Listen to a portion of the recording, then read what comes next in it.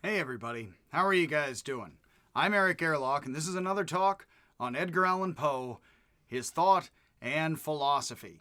This is a short talk, which I'm going to interject between my talk about Poe's life and also my talks on each one of Poe's 3 detective stories.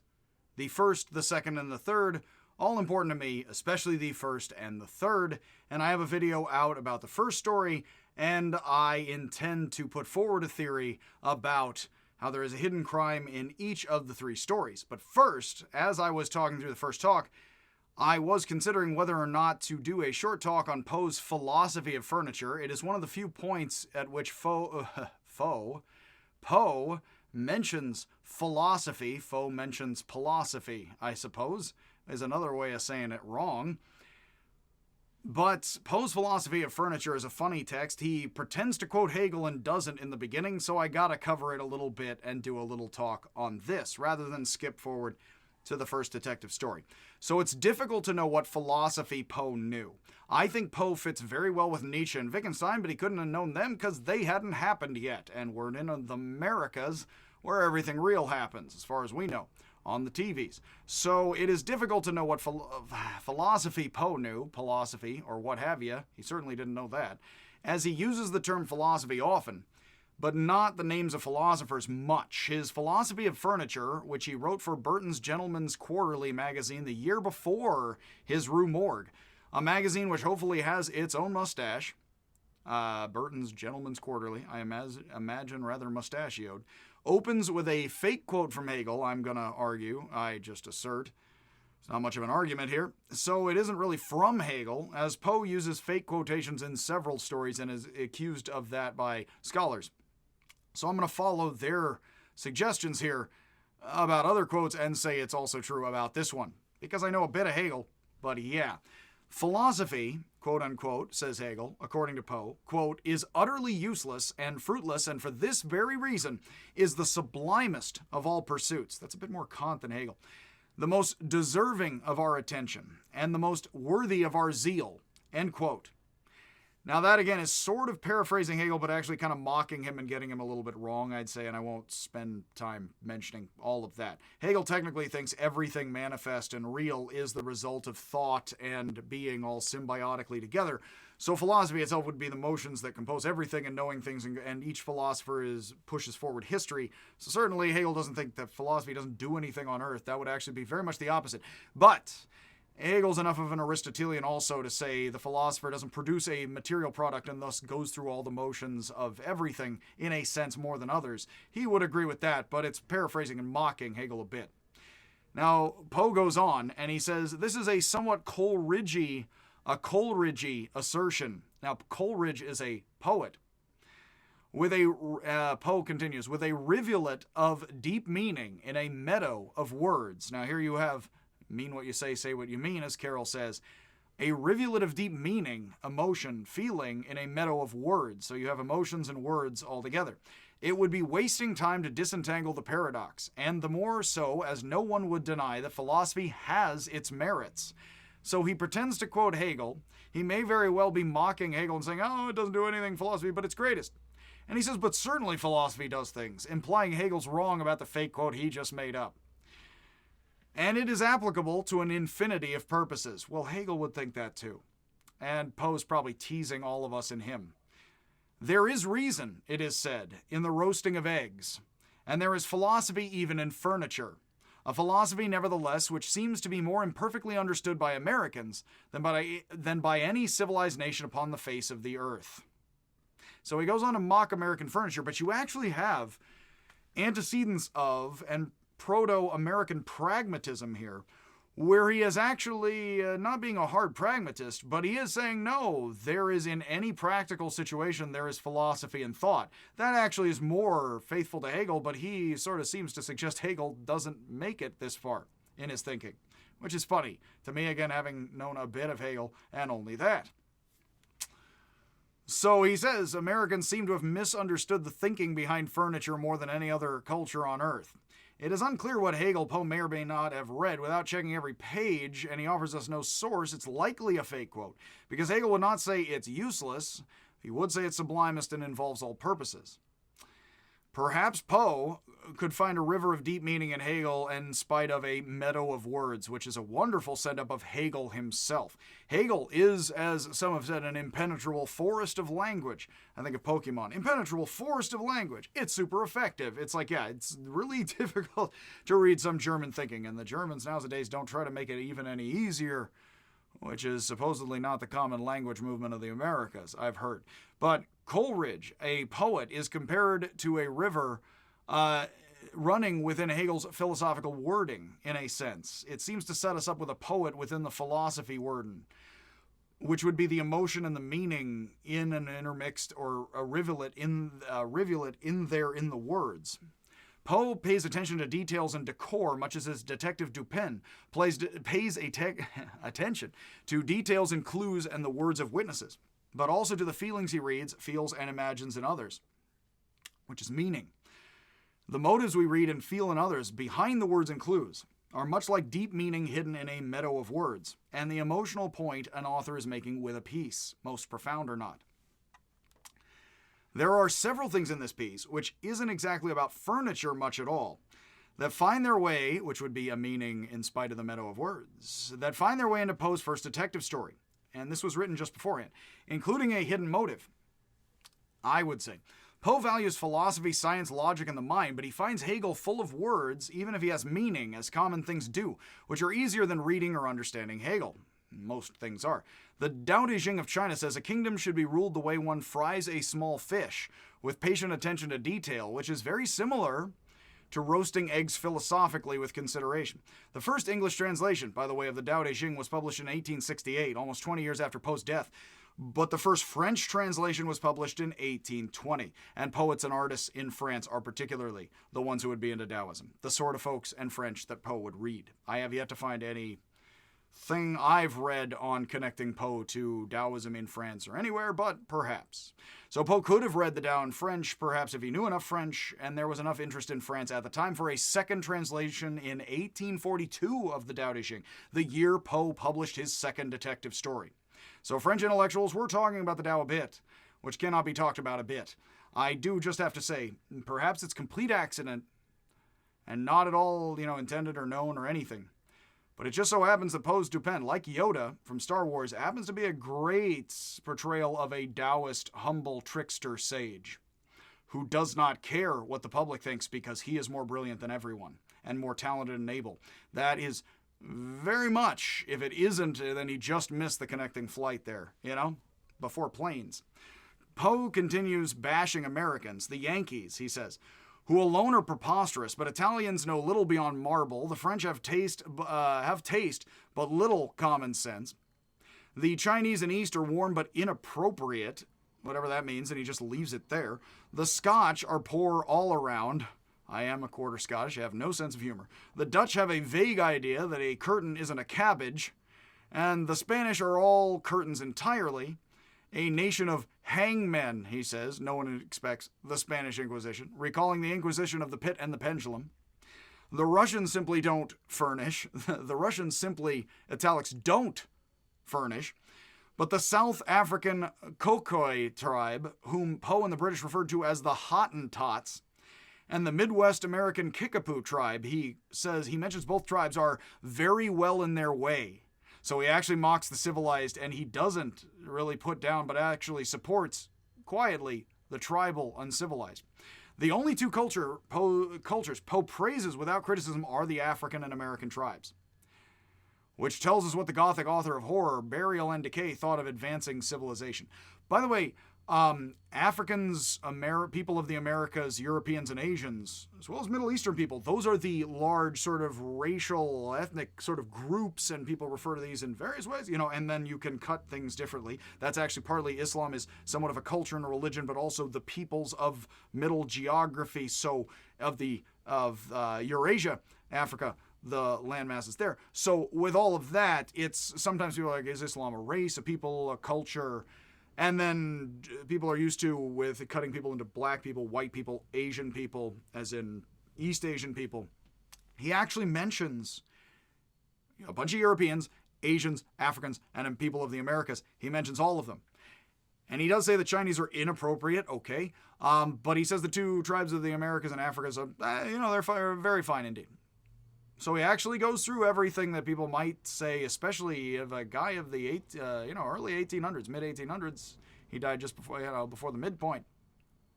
He's covering actually all the bases one might in the modern America, in Americas today, if one were to talk freely and in few words. So Poe claims Americans have no aristocrats, so they had to create, quote, an aristocracy of dollars, the display of wealth, end quote. Not just money, but image. Inauthentic display. How proto-postmodern is all of this in English? Not French. Which unfortunately causes, Poe says, continuous rivalry and turnover.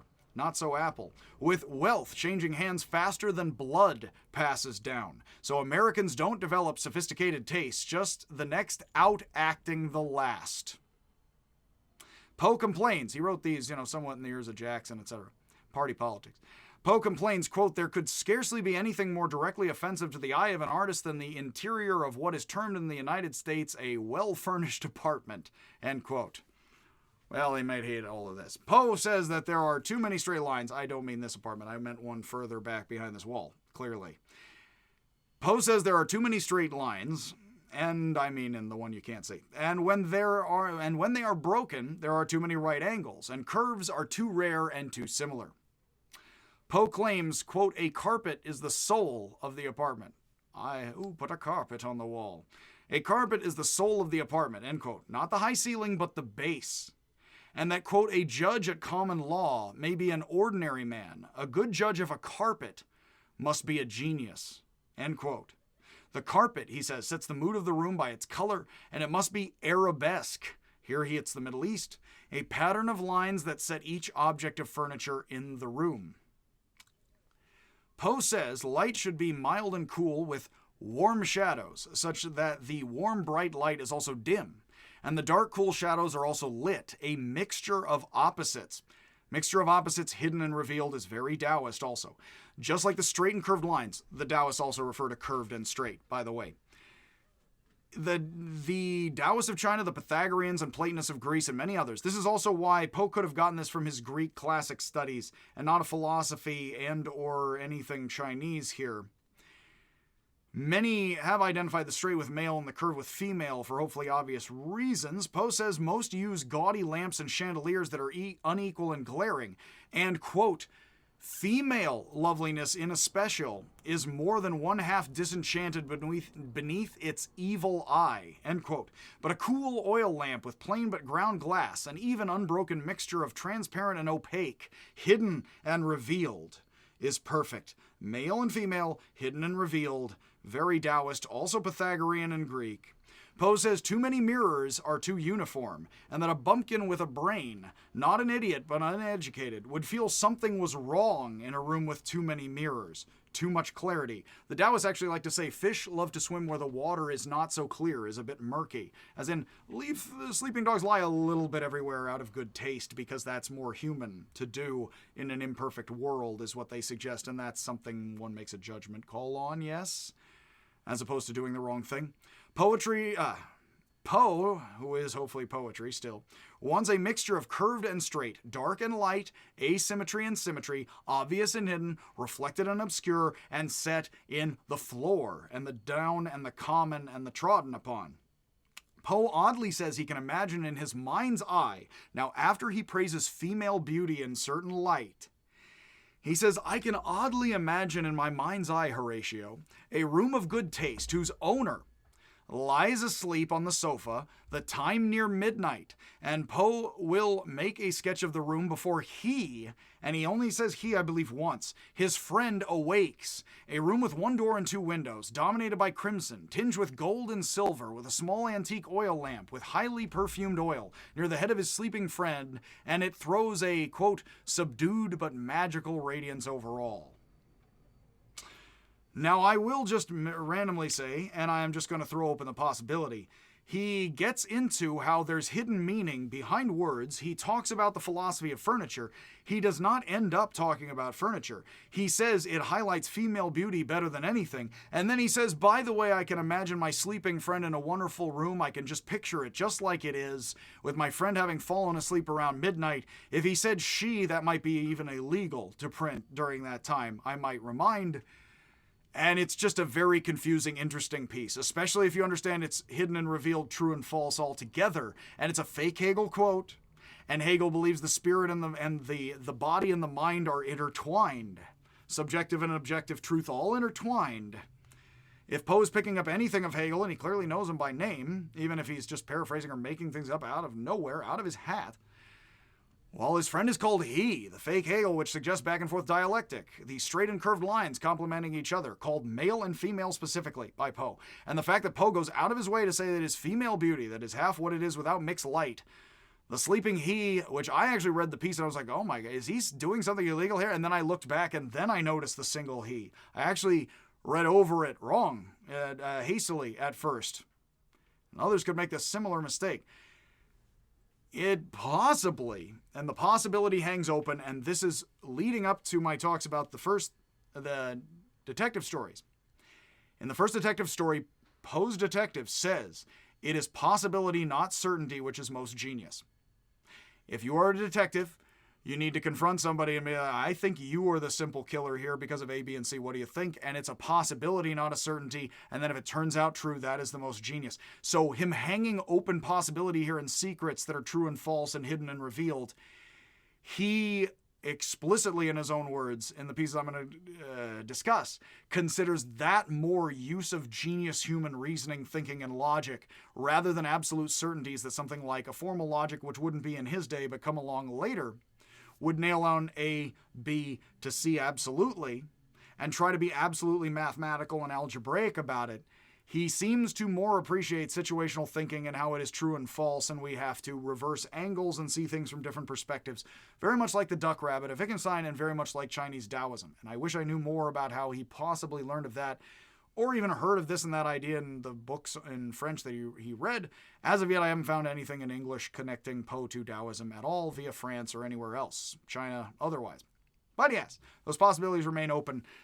And all I am going to say here, this serves as a wonderful introduction to the hidden and revealed in the 3 detective stories I'm going to cover. Poe also is a lot more obsessed with she's than he's, I have to say, a lot. Apparently he told more than one young woman all at once, why am I not the only one for you? So if he's somebody who once stood drunkenly on a pool table and lectured a whole bar about how he was a genius, and he tells several women, I'm the only one for you, why aren't you the only one for me? Who's this other jerk?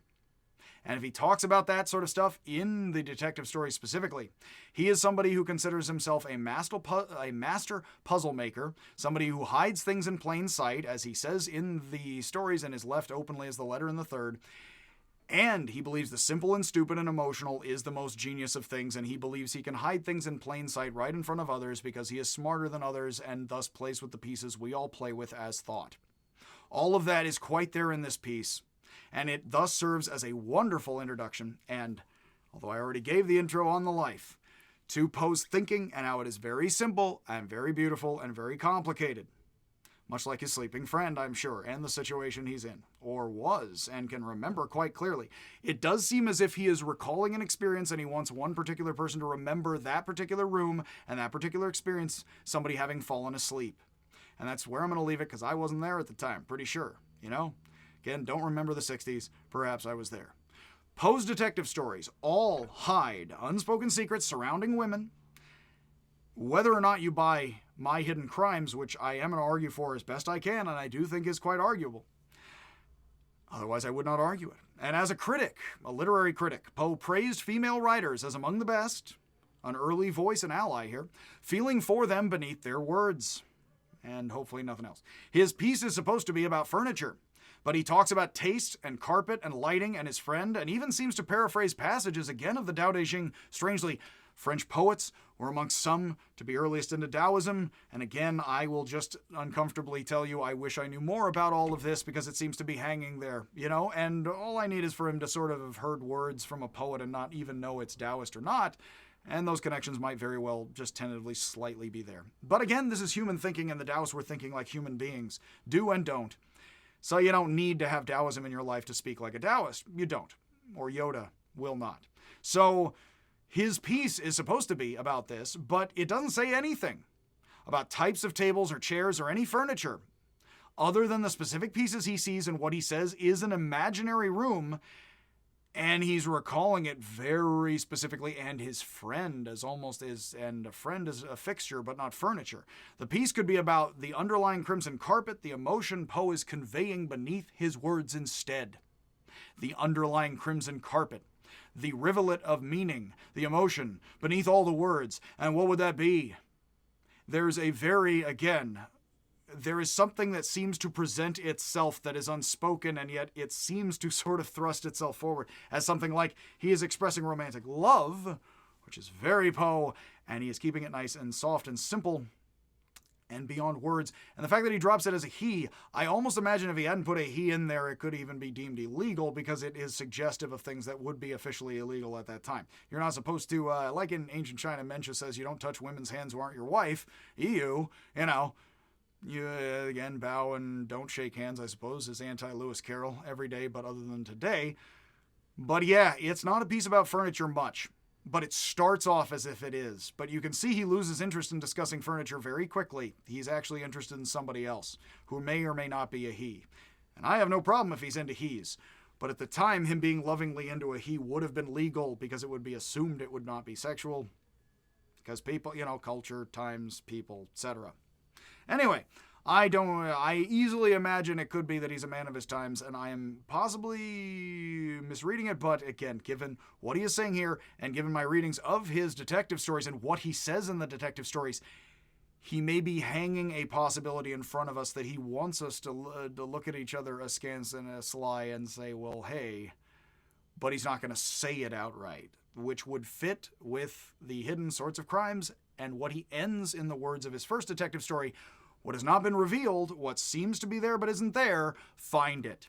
That's what Poe says in the end of his first detective story. If something seems to be missing, perhaps the artist, I don't know, the author of all these pieces, wants you to find it and figure it out as a puzzle. That is exactly the spirit of the videos I'm going to deliver about Poe, Carroll, and Wittgenstein, and it is not about an objective truth or an absolute interpretation underneath the author's words, because all of these authors believe in hanging possibilities in front of you that shows how interpretation and logic and meaning and emotions are all very much involved as one and the same thing as thought, is the way I would summarize it in so simple words. So, yes, the piece could be about the underlying crimson carpet, the emotion Poe is conveying beneath his words instead. And Poe is duping us, just as Dupin, his detective, dupes others in each of Poe's detective stories. And that said, my next talk will be here about Poe's first detective story. It will be a bit of a long one. I will break it into chapters, in which I will explain, in the video I put out short and illustrated earlier, I will explain at length the various parts of the story that highly suggest that Poe, like his detective, is duping us into missing a murder that is right there, left almost in plain sight. And oddly, details are mentioned that need not be, that point us in particular directions and leave open hanging possibilities as meaning and what we would find or feel is important that goes unmentioned overall in the words, which would be what a detective does when he looks for motives in a criminal beyond the clues. Because what does a detective do other than feel the simple, stupid, violent, sexual feelings of the criminal, as Poe says in not exactly those words, but very much? What is the detective doing other than feeling the stupidest ape-like feelings in you or I, but specifically the criminal, and reading beneath the words and the objects and the clues to find the meaning and the emotion which is the motive, which thus solves the situation and the crime? And with what a twist. That said, again, I am Eric Gerlach. Please see my earlier video on this, but I am going to be putting out videos on each of the detective stories of Poe, inspiration for Sherlock Holmes again, and then about my interpretations of the Aristotle hiding as lessons in Lewis Carroll. So, again, hopefully you are good and in ways bad, or else you are likely dead. Again, hidden and manifest, all too real. and all of us are all too Taoist for our own liking. And I will see you, if indeed I do ever see you.